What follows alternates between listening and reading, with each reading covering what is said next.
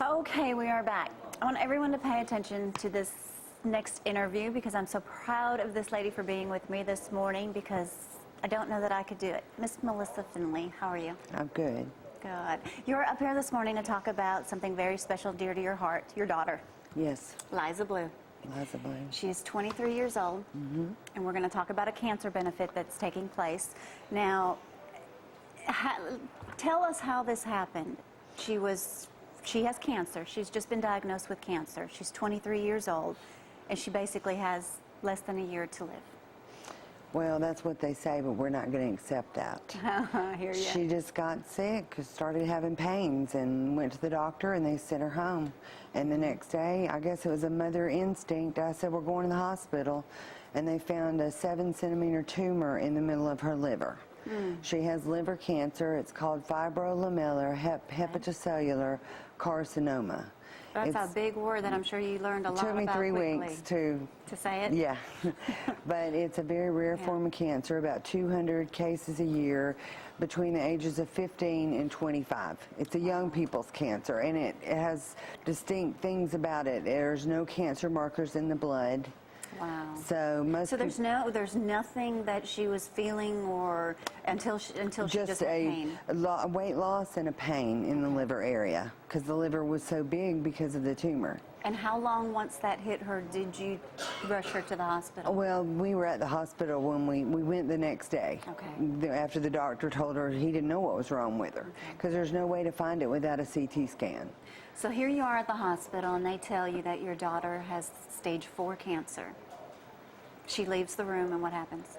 Well, I asked him, is she going to die? And he said yes. The UAB doctor just wrote her obituary right there, and I didn't accept that. I would not accept that. And they basically told her anything you want to do, you better do. You better go do it now. Now, she's not here with us this morning because she's not feeling well at all. Yeah, she's undergoing chemo. It's been a little over a week, and she is sick. She's doing 2 weeks on and 1 week off. So she'll be off this weekend for the benefit. So we're hoping that she feels better. And then we'll do another round, 2 weeks on, 1 week off, and then we're going back to MD Anderson Cancer Center in Houston. Okay. So she has 2 doctors, one in Huntsville and one in Houston. Now tell me your experience with the doctors in Houston. You said they were remarkable. They're remarkable. They are absolutely, it is the best cancer center I have ever been a witness to.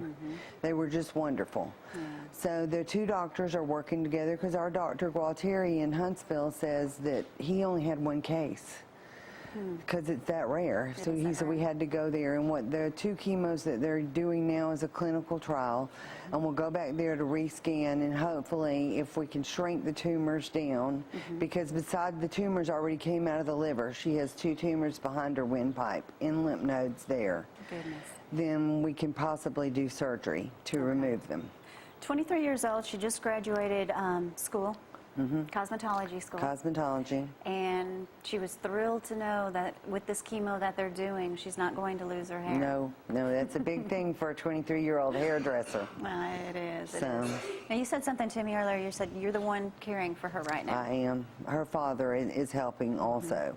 We're kind of splitting the time because I'm only working a couple of days a week. And I agree with you when you said there's something wrong with you having to be the one to give her chemo shots. Yeah, I'm giving them to her. Not something a mother should ever have to do. No. Yeah.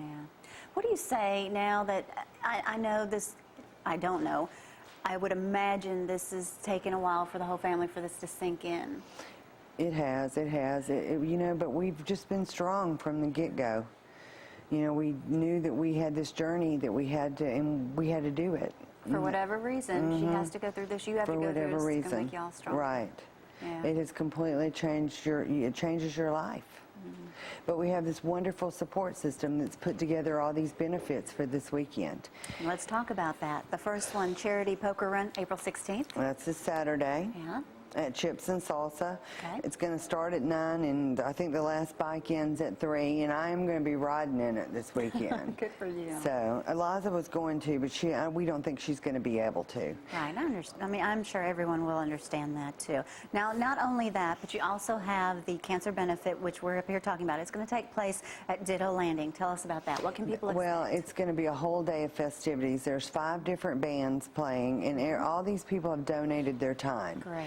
We're going to have a booth set up for the American Cancer Society with some info on Liza's cancer, and that's kind of where we're going to be. Okay. But they have Zach Brown donated a guitar that's signed. They're going to auction it off.